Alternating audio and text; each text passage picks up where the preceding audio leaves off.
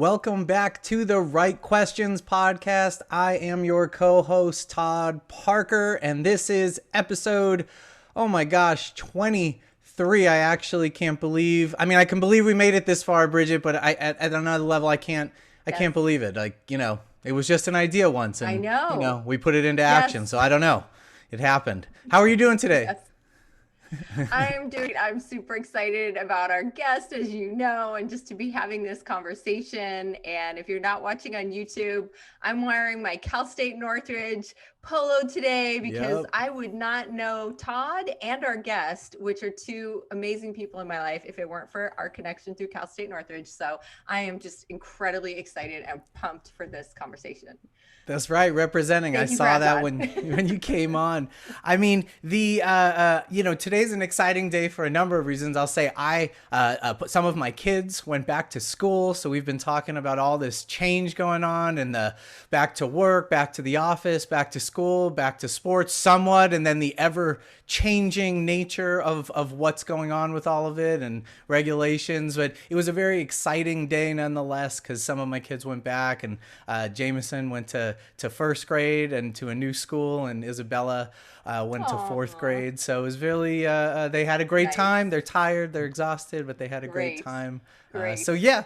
So, I say that because, we're always trying to teach our kids, like I say, raise them young and teach them young and teach them like a growth mindset to like take the Mhm. knowledge, be open to receiving it and then do something with it, play with it and turn it into something. And, I say that to open today because I think not only the question we have for today, but also our guest not only relates to it, but is a great example of all the things that we're trying to teach people in life and ultimately what we're trying to impart in this podcast. So here's the question today before we get to it, and then you're going to introduce our guest. Here's the question. I'm really excited. How do I go from ideas to action? How do I take ideas and put them into action? That's what we're going to talk about today. Bridget, who is our guest? Well, first, let's welcome our guest, Dr. Deazell Johnson. Welcome, welcome, Dr. welcome, Deazell. We Deazell, are yeah. so grateful that you're here with us. Thank you. Welcome, welcome. Yes, thank you so much. It is a privilege to be here and to be in this space. I think I spoke to Todd and you, Bridget, earlier that I'm fanboying out over here, listening to your podcast week by week, and having that just be embedded in my daily weekly ways to just perfect myself. To be here and to speaking to you and to hear you speaking to me is just it's such a surreal experience. So thank you for this opportunity. Oh, thank you. What a perfect Yeah. opening. And Todd and I still, it feels very surreal for anyone to even use the word fan and say that they're a For fan of the real. podcast, but it's pretty cool. It's pretty cool to hear. And that's why we invited Deazell. We were so amazed by what he's telling us about how he's actually applying and acting on all of the ideas that we're teaching podcasts. So we know also that many of you who listen consume a lot, right? We read tons of books, we listen to so many podcasts, we're constantly absorbing, consuming personal growth, professional development content. But Deazell, Dr. Johnson, is a perfect example of someone who takes it and applies it in spectacular ways, which he's going to tell us about and he's going to inspire us with. And I felt like I cannot keep this just for myself anymore because we've been meeting. He's been telling me all the amazing things he's been doing. I'm like, well, you got to come on the podcast and That's tell right. everybody what you're doing because it's so inspiring and I take so much from it. So we're so excited. But before we get into that conversation, friends, listeners, let me tell you about this just amazing, incredible human being who we have here with us today. Dr. Deazell Johnson is an adjunct faculty member at California State University, Northridge, yay, which Todd and I both are and have been for a long time as well. So we're all university faculty and we love teaching and we love, mentoring students. We share that passion. So at Cal State Northridge, and he's also an adjunct faculty member at California Lutheran University. He also serves as a full-time academic advisor in the College of Engineering and Science at Cal State Northridge. And Dr. Johnson recently earned, so proud and excited for him, his Doctor of Education in Educational Leadership and Policy Studies Oh my in goodness. 2020, Cal State Northridge. So we just love saying Dr. Johnson, Dr. Johnson, because you worked Congratulations. so hard for that. Everybody should call you doctor. Congrats. Thank you so much. And at a young age, in my opinion, you worked hard and you made it there. And we want to hear all about that. So, but his dissertation is so fascinating to me, and I want to share the title of it: Untapped, Underrepresented, and Unstoppable, a qualitative study of how peer and student faculty interactions shape the experiences of Black undergraduate women in engineering and computer science. Just think about that. Just think about the power of what he's studying and how important it is in our world today. And I just applaud you for the work that you're doing. And we all share this passion for inclusion and intersectionality and access to higher education for all. So we'll talk about that. His main research are intersectionality and STEM, including racialized and gendered experiences of women of Black and African descent in STEM, BIPOC student retention in higher education, and more. And Dr. Johnson is a servant leader, a little reference to our past episode, which I'm sure he's listened to, and a situational leader, which is also incredibly important. And his passion, his intersectionality, his pedagogy and skill set shape his commitment to serving all students and leading them to their strengths. And I know that he does that every single day in countless ways. So overall, he's accumulated in his young life, it's amazing, 17 years of experience, over 17 years of experience working in higher education in various student-centered leadership positions, as a faculty member, as an advisor, as a mentor, HSI program coordinator, and much, much more. I personally met Deazell, as I mentioned, at Cal State Northridge several years ago, quite a number of years ago. And so we just sort of happened to be part of this program together, right? I was doing some training coaching program and we met up, and he just made such a strong impression on me. He stood out immediately as someone who was just going to absorb everything I was saying. I gave everyone in the program a copy book, but he actually took the book and read it immediately and got back to me and told me all the things he learned from the book. You know, normally, oh gosh, he's got it right there. Got it there. So Communication Secrets for Success, available on Amazon. But you know, I give my book away all the time. I include it in the programs I do, but rarely does someone come back, I read it, and these are the things I learned from it, and these are the things I want to tell you. So he's just that, I'm sorry, but overachiever who like goes above and beyond in every single way. And not only that, when all the things we've done, like our webinars and our programs, he's always there. Like, Deazell, I was at my parents for dinner last night, and they're like, I'm like, oh yeah, we have a podcast interview tomorrow. I'm so excited. And they were asking me, who is it? I said, you guys know, it's Deazell. He's in all the webinars. And they said, oh, we remember Deazell, of course. We've seen him in all your webinars, and he always speaks up, and he has so much to say. And so you are just part of a cherished, treasured member of our family, our Sampson Communication, our Sampson Coaching and Consulting family, our Cal State Northridge family, our family of people who are just constantly committed to growing and learning. And when you tell us that how much you've gotten out of our podcast and how you're listening to episodes over and over, and you're these incredible goals, running hundreds and hundreds of miles, officially the Right Questions family, right? Like that's that now he's the part of the Right Questions family. Exactly. And on top of, like, I could go on and on, but I won't. But like, Deazell's always the first one, whether it's on LinkedIn or all the social media, to comment. He's not only he doesn't just go so far as like liking what we're posting. He posts his own posts, promote our podcast episodes. And I just can't even thank you enough for someone of your caliber, your education, which is higher than ours, your level of education, your stature, to be such a supporter of everything we're doing and spreading the word. We just can't thank you enough. We're so grateful. Thank you. Thank you. And so, yeah, go ahead. I was just going to say thank you for all of that. Like, this has been a privilege again for me. So for hearing how you received all of this is just such a privilege. I'm like going week by week and me posting all of your the stuff that's resonated with me. It's just moment in time, me wanting to go out into the field and let people know like this is what you're missing. For all of us, we're on this trajectory of wanting to better ourselves, this global shift to try to be the best version of ourselves. Your podcast is week by week has been that for me, so it's an honor. Wow.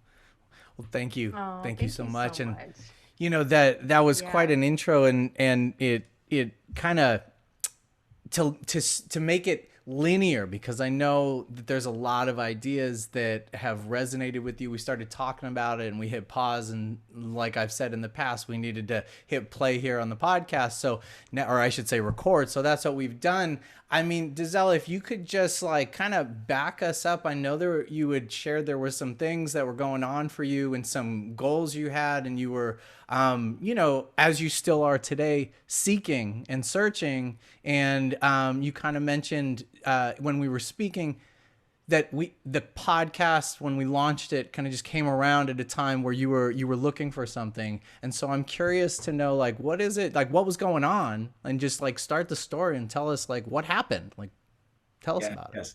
I may have to reserve some tissues just in case. No, no. In all Yeah. honesty, it was.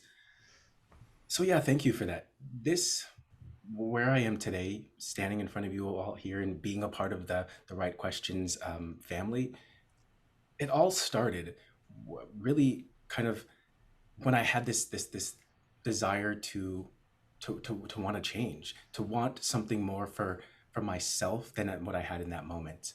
So the best really to describe this was, I entered my doctoral program in 2017, and that was really kind of the shift to really me finding my voice, figuring out who I am and what I want to do with myself, what I want to do with my career.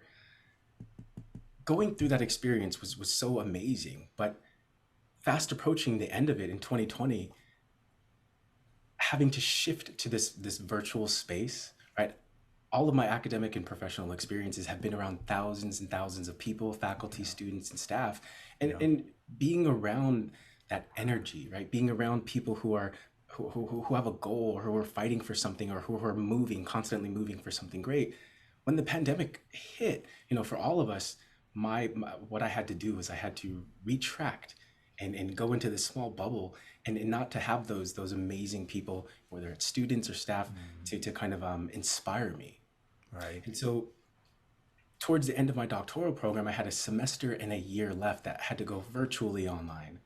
And at that moment, we were going through multiple pandemics, right? The financial crisis that's going on here, the racial, the pandemics that's happening. I mean, there's so much that were attacking multiple versions of my identity, right? My intersectionality as a queer Black male, going through all of this and not really having other people like my doctoral cohort mates, my faculty, my mentors to help me to figure out what is going on up Yeah. here. Yeah.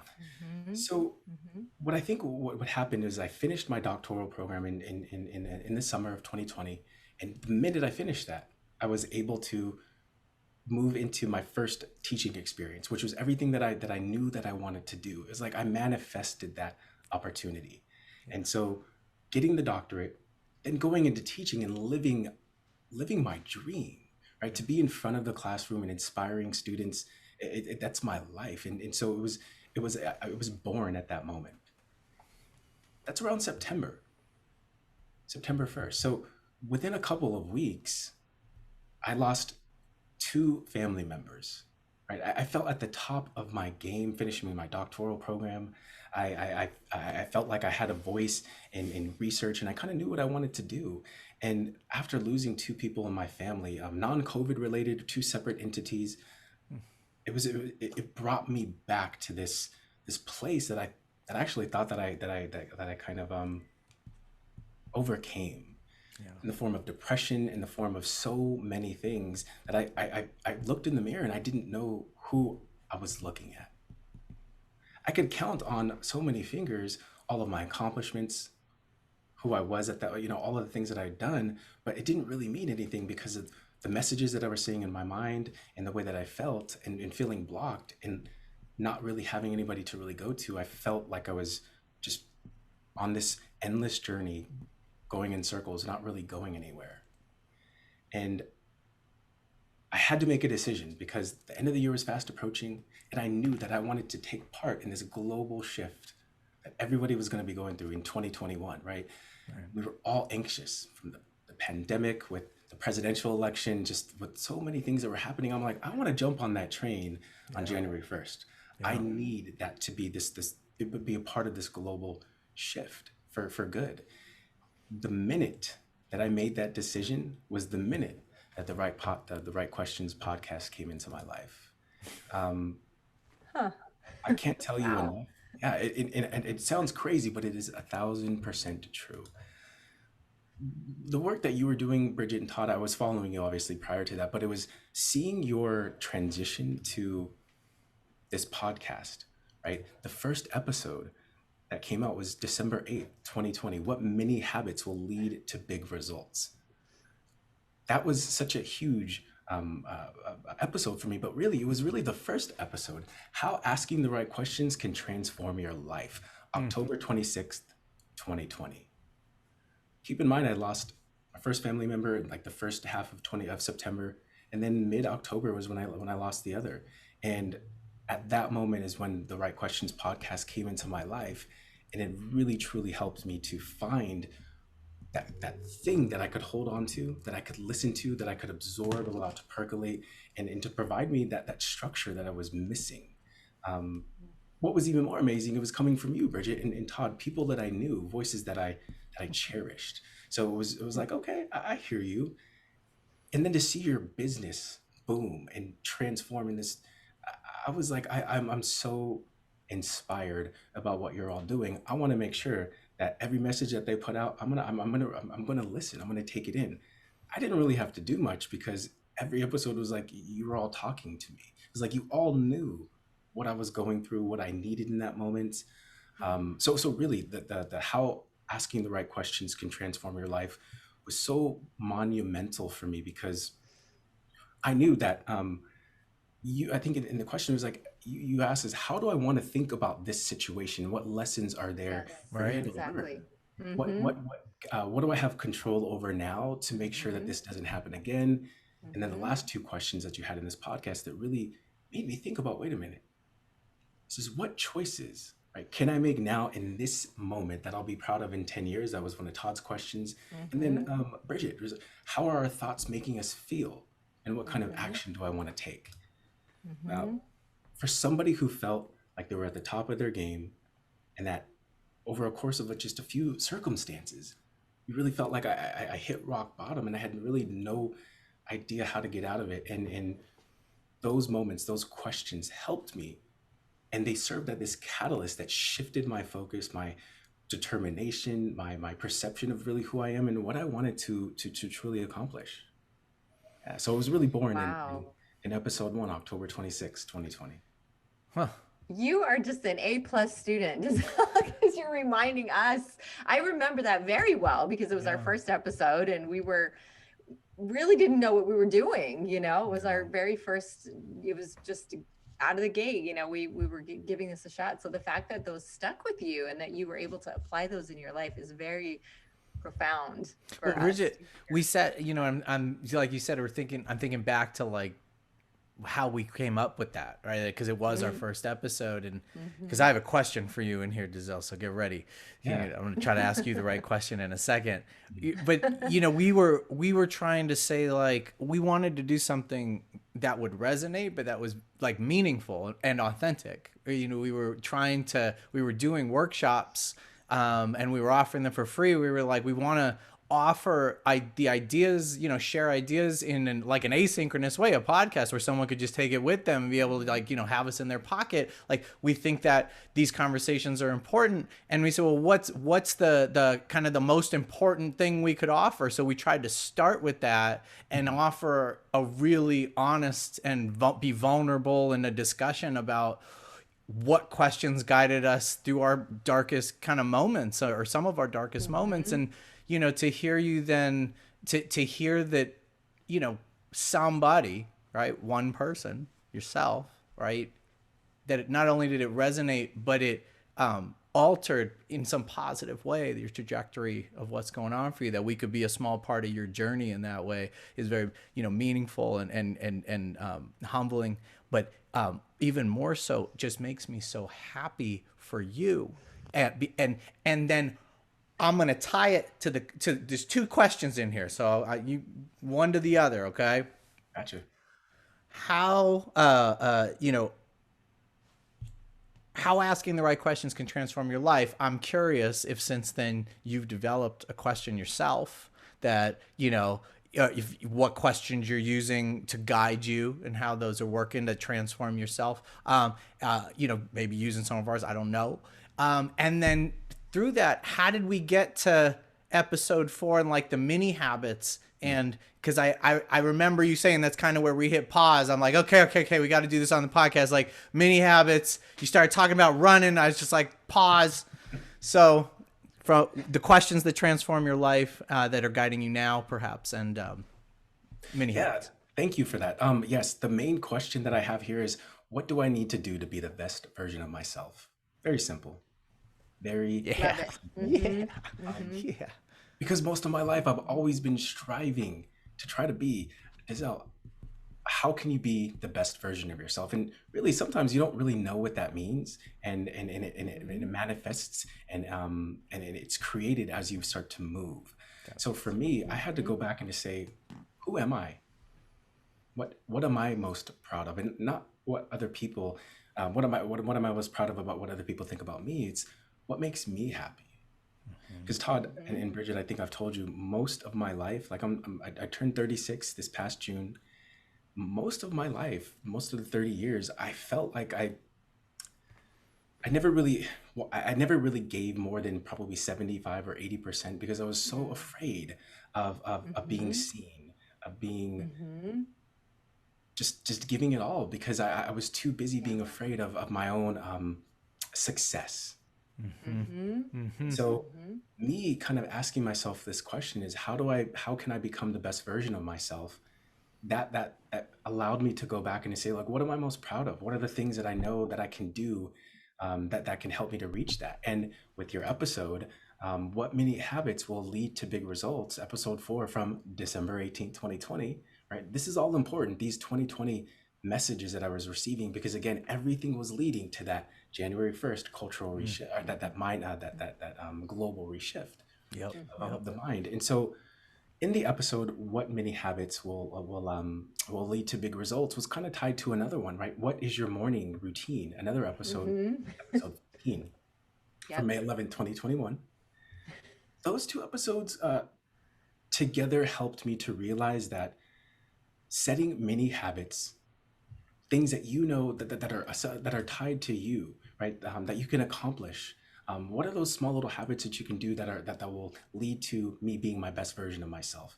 And I had to kind of figure out what that looked like, but I didn't really have to look far, because all I had to look down was look down at my feet, look down at how taking a step, right, whether it's walking or running, how that makes me feel. All of my life, running, moving, taking action, or just getting my body moving, has always been something that has helped me to kind of navigate or maneuver through kind of the muck, right? So it's a lot of the things that make me uncomfortable. So I recognize that when I go and run, that's when I become one with myself. That's when I'm able to really clear my mind, ask myself the right questions, and help me to kind of reshift how I want to think. Sometimes, look, I was having arguments with myself. I was laughing, I was crying, internally, but it was a chance for me to find out who I was, and to let out all of the emotions that scaffolded from the minute that we transferred, that we had to work from home and to literally be in our own kind of invisible prison. I had to find what's going to help me to get out of it. So the running, what is my mini habit, and how has that led to big results? Well, after listening to that podcast, episode 4, I realized that I wanted to set something for myself that I knew was going to allow me to just feel good, because I didn't really feel good about myself or what I was doing at that time. While even though I had my doctorate, I was teaching, I was at the top of my game, but And here I was struggling. Mm-hmm. So I decided that I would make the choice to make sure that I run at least 1 mile a day for 365 days, starting with January 1st, 2021. Wow. That didn't just happen, right? I didn't just People say that I just was going to gasped. do Whoever it. people listening, Yeah, yeah. they're like, Everybody take a like a moment, just collective gasp. absorb Wait, that for what? a Like second. every day, 7 days, That 5 days. is, I mean, people out there who are afraid, and I'm included, to set a really big, big, hairy, audacious goal. Someone out there calls it, right? That's impressive, Deazell. That really is. Like, He's calling it I a was really, smart goal though. He's like, no, that was my low. I know I could do like an a hour, or I minimum could goal, 1 mile. I'm like, what? right? I work out. For a lot of us, that would not be a minimum goal. No, I work out. I'm like, no. I have to admit, right? I Not didn't. every day, though. Every Yeah, I day, had to admit. 365. Every But day. go ahead. We're inspired. We are inspired. But it is a good example of the mini habit concept, because for you, and also of how it's different for each of us. We didn't say anything about running, but for you, it's running. So I'm so thrilled to hear that, because that's what we always want to convey, is giving you some of our examples, but we want you to find what really fills your tank. Tell us more about your running goal. Yeah. So really, prior to that year, in 2020, I actually accumulated 1,122 miles for the year. So it wasn't like I wasn't running, Whew. but I found It's like myself making my through, eye twitch. I found myself through I know. hitting the pavement, and listening to Mm-hmm. your guys' podcasts and other podcasts alike. That's where my messages were and still are being received the best. So once January 1st came, I Mm. said, look, I'm going to make this commitment. I want to be able to see, can I achieve what I say that I'm going to do? Right. I got that kind of Mm-hmm. my mentor, Dr. Nathan Durdella, that look, just say what you're going to do and do it. Yeah. And it's that simple. So I said that I was going to run 1 mile every day for 365 days. And I can tell you, as of today is day 222. I've accumulated, I think this is the part that I forgot to look up, but I'm well into the 800, I think I'm about 815 miles for the year. And I'm well on my way to achieving my 1,200 miles for the year. Oh my goodness. Wow. To say That that, is just, Hey, I want to just congratulations! take a moment of silence to acknowledge that, and for you. And that is just, I mean, I can't help but thinking, like, and people are probably wondering, were there any days where you were sick or tired or had some kind of unexpected thing that it was hard to do that, to make a goal of every single day without exception? Like, Yeah, there must have been obstacles that you had to push through. absolutely. I mean, the biggest obstacle is up here. It's getting out of my way. And that was really one of the things that I'm still learning today. It's and you helped me kind of with that through the self-coaching model, which I'm going to talk about in a moment too, is looking at the circumstances, changing the way that I think, so that way my feelings and my actions and results are on par with my goal of becoming my best version of myself. Yes. So Mm-hmm. I just to see your guys' excitement and amazement, it's just kind of like, well, it's a normal thing for me now. A lot of my validation comes now from just knowing that I can achieve anything that I put my mind to. I can't no longer say Yes. that I can't do this, because I can. I've proven against the odds. So to be able to do that and really have much of that being taken care of at the very beginning of my morning. Sometimes I do kind of have to shift. Sometimes I have runs that are, towards the latter end of the day, but really that morning routine, what was really important for me was to get those miles in the morning, to set the tone for the day. So that way my mind didn't have a chance to be the one that sets the tone. It was really me clearing my mind, setting these intentions, these affirmations, so that way I wouldn't make sure that I was getting in my way to then become the best version of myself. Incredible. Well, that's incredibly inspiring. For some folks, it might not be realistic to say I'm going to run a mile every single day, but I think we can all I'm inspired by like that, just that belief in yourself. I think that's what we all need. And when I asked you what were the obstacles, and you immediately said the obstacles were only in my own mind, I think that's just so powerful. Like, if we say something out loud, I am going to do this, and we believe in ourselves and we realize that we can do it, as you said, nothing can stop us. Nothing can get in the way.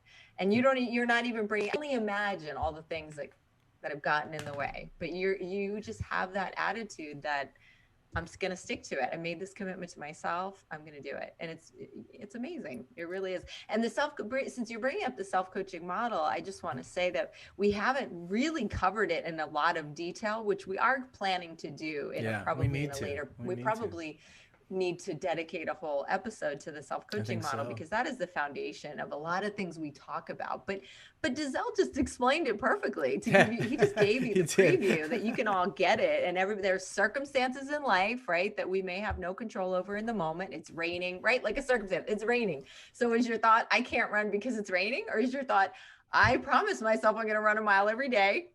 My husband Neil says when it's raining, oh, isn't it nice that humans are waterproof? Because I'm like, we can't go out as rain. He's like, we're waterproof. We could go out there, right? So, a circumstance, but we can't change this raining, but we can think something different and then feel motivated, inspired, energized, and our action is to go for the run. And the result is we're meeting our goal. We're doing that at minimum 1 mile every single day. So it's a simple model, but when you really embrace it and apply it in your life and realize that changing your thoughts about things is the great power we have to then better feelings that drive better actions. And you are a perfect model of that.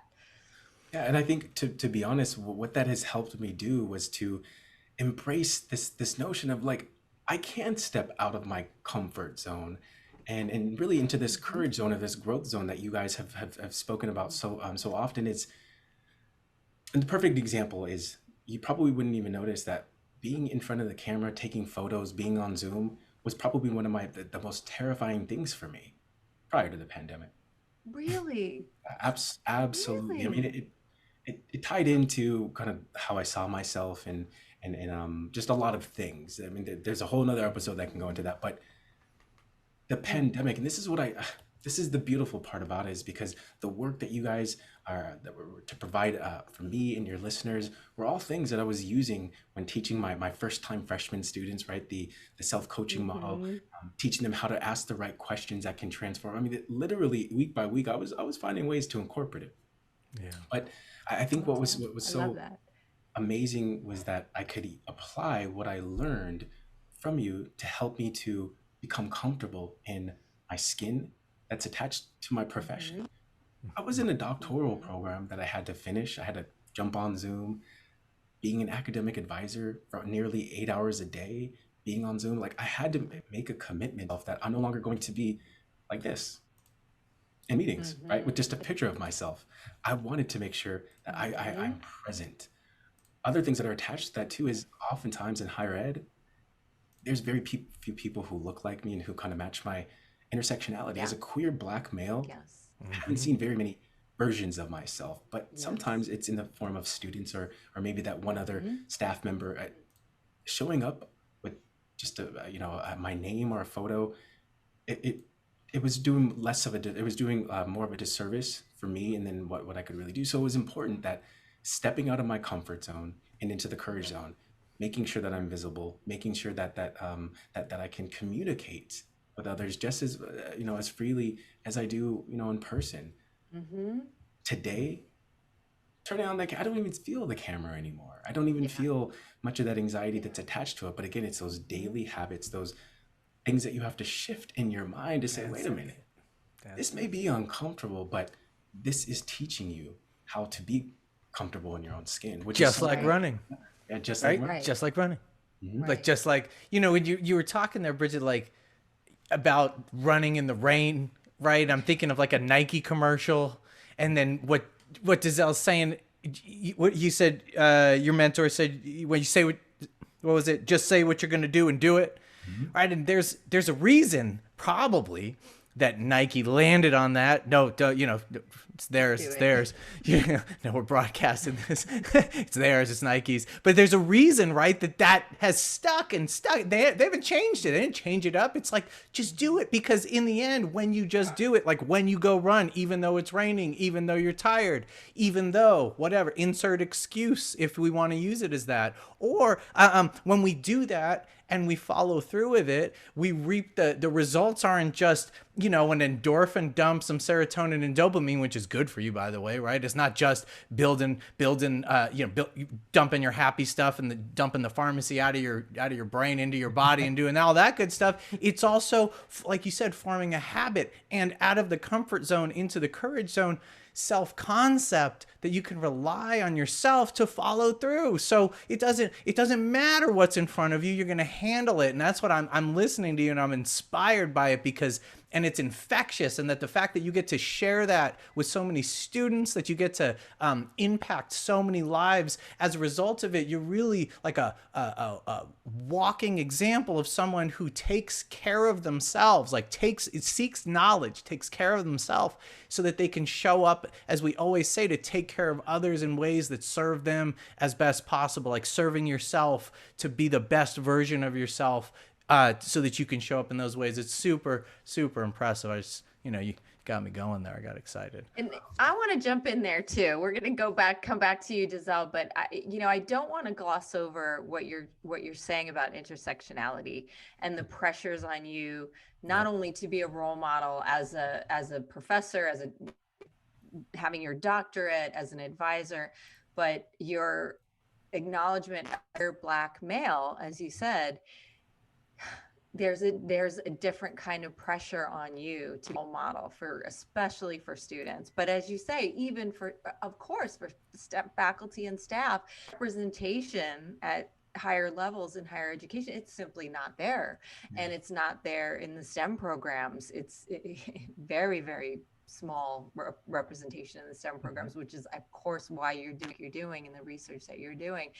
And so often when I can say that I've seen challenges to what we talk about, people challenging it and saying it's easy to say this as a privileged white person. And I agree with that. I hear that and I honor that. And I have also heard people of color and people in underrepresented groups and people in the LGBTQ community say it still helps, it still works. We may have had more racism is a circumstance, by the way. It is not a thought, homophobia, transphobia, these are very real circumstances in the world. So when we look at the model, some people misread it to say it's like, oh, pull yourself up by your bootstraps, and a lack of acknowledging the horrific inequities and injustices. And I hope that people can see that that's not true, that it is available to all, it is helpful to all.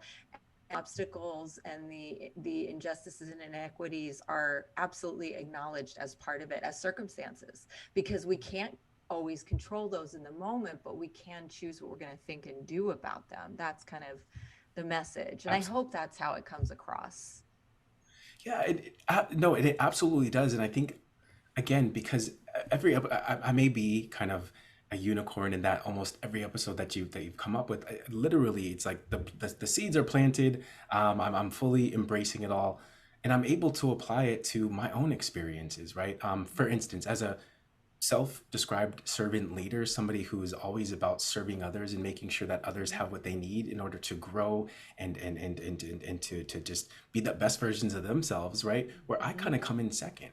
And that was my biggest struggle most of the time, because I knew that being a part of a servant leader is making sure that you're really giving so much of yourself, but you have to make sure that before you do that, that yourself, that you're in a good space. Yes. And so taking these messages from your podcast and seeing your work as you continue to branch out, and then taking my own lived experiences and finding ways how that connects, I'm like, look, me getting out of the comfort zone into the courage zone, me achieving my goals through these many habits, have all manifested into the ingredients of my success. But it all has to do with the fact that I'm also still Black. For instance, running every single day, that's not really the biggest issue. Sometimes it's, where am I going to go run? Yes. Right, because I live in in Valencia, Santa Clarita, California, and there's not very many. Yeah, and so does Todd. Not too many people who look like me, but I love the area. I love where we are. It's very close to CSUN, but an amazing paseos and just trails and everything. Mm-hmm. That's where I found myself in my strength. But I have to also explain to you too that there are definitely days that I've experienced microaggressions. I've Mm-hmm. experienced, kind of overt racism. Yes. And that on top of me listening, getting in your messages, it's very conflicting. And Mm-hmm. I've taken sometimes some of those negative interactions and allowed that to kind of take away from some of the things that I gained over the course of a couple months. But again, changing the Mm-hmm. way that I think about that specific circumstance completely changed the way that I felt. And then, the actions that came after that, it allowed me to feel powerful to say, regardless of what's happening, I'm still achieving my goal and saying and doing what I said I was going to do. I can't control what's happening to the other people. All I can do is can Mm-hmm. control my excellence. And so Yes. absolutely, me going out into the world, taking your messages and just living as a queer black male in society, like anybody can take from your work. And I'm just one example. Thank you. Thank you for saying that. Thank you. Go ahead, Todd. Well, you've said the title a few times, right? That invisible prison, and you mentioned, right? Kind of, it's an overarching idea that continuing to break out of, right? Like we break out of it and continue. Like I'm busting out. There's things that almost like when we think of our hierarchy of needs, right? That there's things like you pointed out today that catapult us back to the foundation, right? Back to sort of basic needs stuff, and we have to build and climb up again. And so you mentioned, breaking out of that prison, and it ties right to building building our change resilience, which is something we're always talking about. Aside from the mini habits and the habits of running, can you like enumerate, like bullet point for us, like I started doing this, I did this, like what have you been doing? Because like what's the action? What were these are the ideas, right? And you went and put them into action. What actions can you share with us that you're doing and have done? Yeah. So perfect opportunity, right? Going back to that, how to build your change resilience, right? The first thing was taking away the idea that nothing is really permanent. The only thing that's permanent is change. Let me go back. Me setting the daily goal of running, right, was really just kind of the surface of it all. But when I came back, I still had to work, I still had to go to school, I still had to do these other things. So it was really utilizing this self-coaching model, which I know you're going to talk about soon, is to really helping me to change my the way that I think. People think it's crazy when when I'm like, oh, I need to go for a run so I can fine tune my thoughts and really figure out what's causing this specific thought that's driving this action. So if Mm-hmm. I'm not feeling like myself, feeling like an imposter, or feeling like I'm just down, I take that opportunity to run. And a lot of the times I've got you in my ears, and then I come back with all of these new ideas and all of these new inspirations that for me, it's about taking all of the things that I know that are going to help me to be the best version of myself and mending them together. Running, becoming one with myself, and the podcast. Mm-hmm. That Here's what I hear you saying, Deazell. It's for me. It's not that complicated. Simple. Listening to something, us, somebody else, right? Yourself. So tuning into self, active listening, self-reflection, and consistency, right? Just Mm-hmm. doing it over. You talked about action, so mind into action, and the result is that the universe, what I hear you saying is, hands you back, reflects back to you all of that courage, right? Like the simplicity of it is, I hear you saying, I step out of my comfort zone daily. That's what I do now. I just step out there, and when I feel uncomfortable, I talk to myself. I coach myself. I use the model and go, how else do I want to think about this? How can I be the best? What will allow me to be the best? Oh, that thought's not serving me well. What's one that'll serve me well? And like we say, rinse and repeat. And that's not that complicated. And what you got was, well, you told me you've stepped into a new class, right? Into a new, it picked up, right? Like the universe you said to me, it's like exactly what I wanted, right? Tell me about it. Tell me. Yeah. So again, changing the way that I think and what I'm capable and what I deserve. It allows me to, and I'm going to talk about this. My motto, right? It helped me to develop kind of my own motto about the idea of chance favors those who are in motion. You have to keep moving, you have to take action, and then that's only then will opportunities follow, right? So to reach the goal or manifest opportunities in our life or people, we must embrace some form of movement, right? We must be going somewhere to get somewhere. So success, opportunities, or even just expanding our network or meeting other people requires movement. Right? You don't if you're sitting on the sidelines and you're just watching, you'll never accomplish anything. You'll never meet anybody. Take the actions that present themselves, and then the opportunities that eventually follow. My motto, chance favors those in motion, it's not necessarily mine. I know that it was something that I kind of developed, but that I read in, I think in my master's program. I think the first semester they were like, find a quote that resonates with you, and so it was chance favors those in motion. So chance favors those in motion.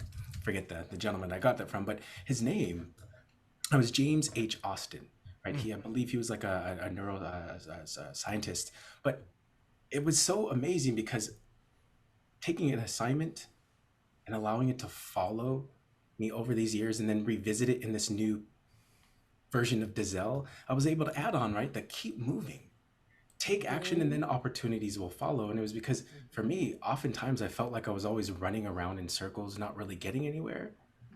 Even though you're not going somewhere, you're still moving, which shows that you still have a something within you that's waiting for something, that's open and receptive. So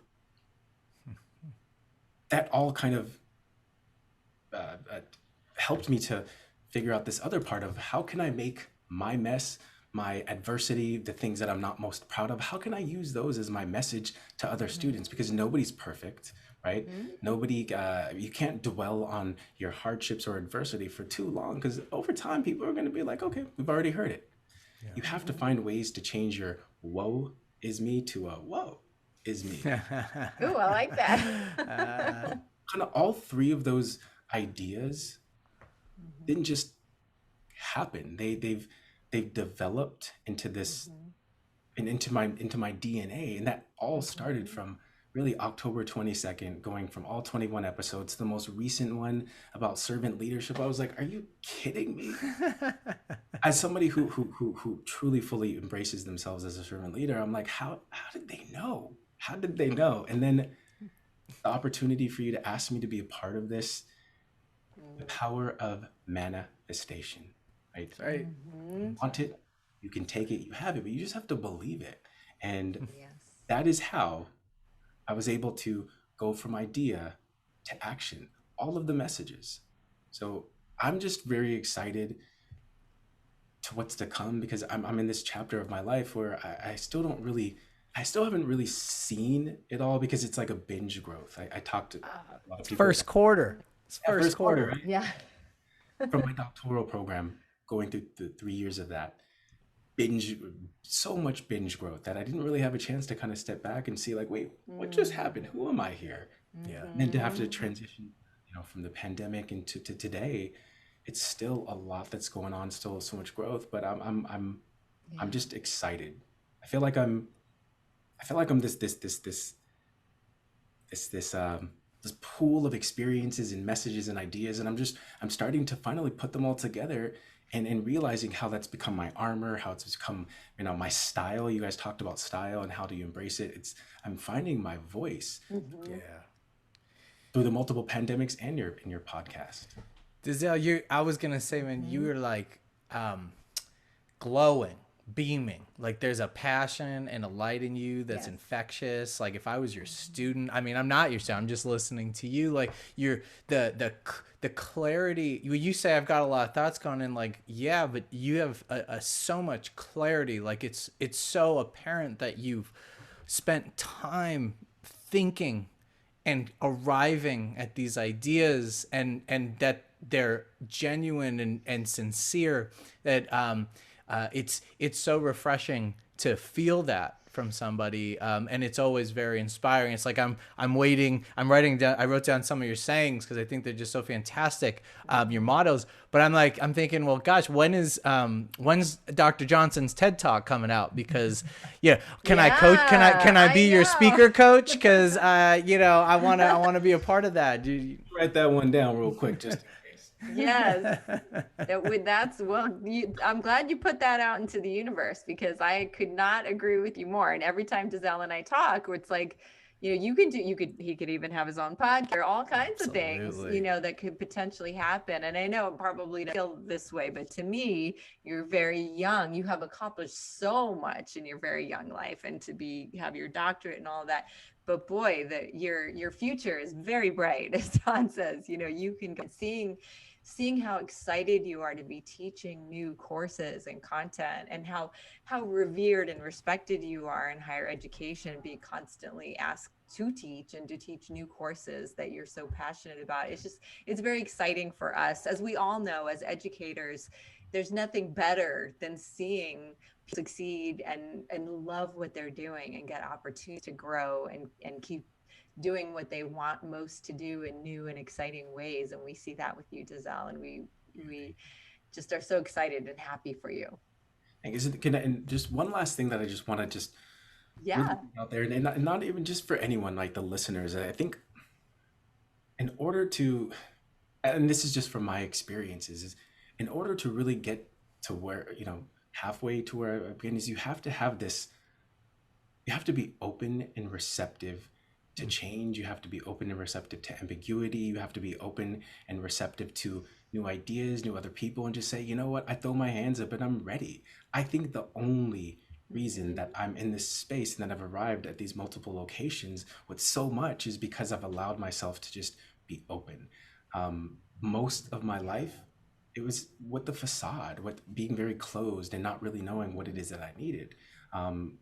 Being able to kind of chip away at that and to really figure out who I am through your podcast and other ways. It's just, you have to be open and receptive to other people and to what's to come next. And I think that this pandemic has taught us so much on that. Is like, look, there's not much you can control, but what you can control is how you think and how you move and how you embrace it all. And so at the end of the day, I encourage all the listeners, go through, look at all the different headlines of the episodes and figure out the ones that resonate with you if you haven't already listened to them, and go on a walk or do something that's your version of my running, whether that's doing yoga or sitting, whatever it is. Find something that that you can do while listening to the podcast and while trying to elevate yourself, because when you combine those two together, I feel like the messages are truly received. Yes. I mean, very well. And we could more. We'd love to have people listening more. I think you said you've even listened to a couple of episodes more than once, which really blows my mind. 2 episodes because I'm kidding. But thank you for thank you for sharing how you put our ideas into action. It's incredible to hear that we're just sitting here, and again, like you, during the pandemic. I mean, I don't know that we would this podcast if it weren't a pandemic, because we were around traveling all the time for our consulting work. And so it just being able to put our ideas out there in this virtual way, and to have someone as accomplished as you and wonderful as you come back, that it was really helpful to you, is just a really full circle, meaningful moment for us. And we can't thank you enough for with us as much as you have privately, and now with all of our listeners as well. Deazell, it means the world. I can't even thank you enough, really. Thank you. If you taught me through your foray into taking that leap of faith and embracing this new medium and excelling and succeeding, seeing that as I was kind of on my own journey of growth, it almost felt like I was so proud of you and what this has manifested and what it's become. And I felt like I'm riding that same kind of train along with you, as the embrace learning. And it's amazing to be here today, to be able to just be a part of this. Yeah, we are all in it together, learning from and inspiring each other, for sure. Well, Deazell, thank you. Everybody needs support, and everybody needs an example, right? Like kind of like a guide. And, you know, to hear you, and what I mean by that is you for everybody who's listening, right? And watching us on YouTube. It's like,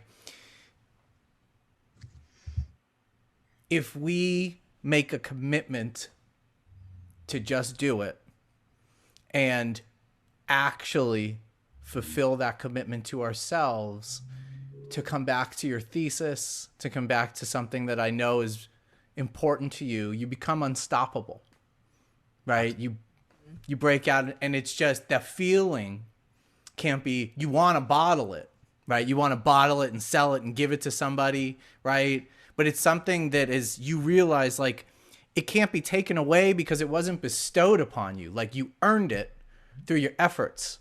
You learned it, you live it. And then you issued now a strong, like, but compassionate, you know, message, encouragement to our listeners, which is like, hey, kind of like, I can do this, you can do this, get out there, find your running, find whatever your version of running is, and be open, which I think was perhaps one of the most important messages you shared here today, about open to receiving people, information, ideas, as a means for transformation of self, right? And so if you actually truly want those things, it's there for the taking. Go out there and get it. Like you said, just do it. So, you know, I'm sure we could sit here for an hour, two, maybe entire semester, and chat about all the wonderful ideas that you have as well, about how to not only help self, but really like big ideas about how to change things, you know, across society. So that's to be a conversation for another episode. Bridget, this was wonderful. Yep. Deazell, Yes. Thank you so much. Dr. Johnson, proud of you.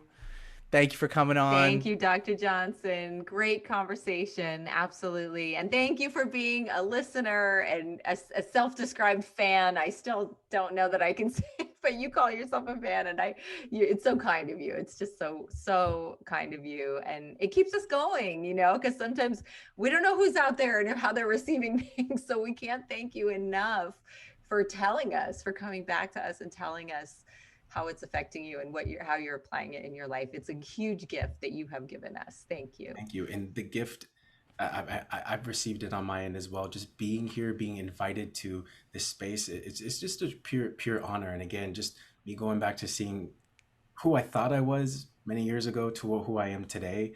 It's amazing. And as Todd mentioned, I'm definitely unstoppable in so many great ways. And yes. I can't wait for other listeners to find what that looks like for them through your messages and through what we're going to do next. Yeah. Well, like I said, be good people. I'll say make amazing choices. Thank you, Deazell. We will see you next time. Take care. Thanks, Eric. Take care.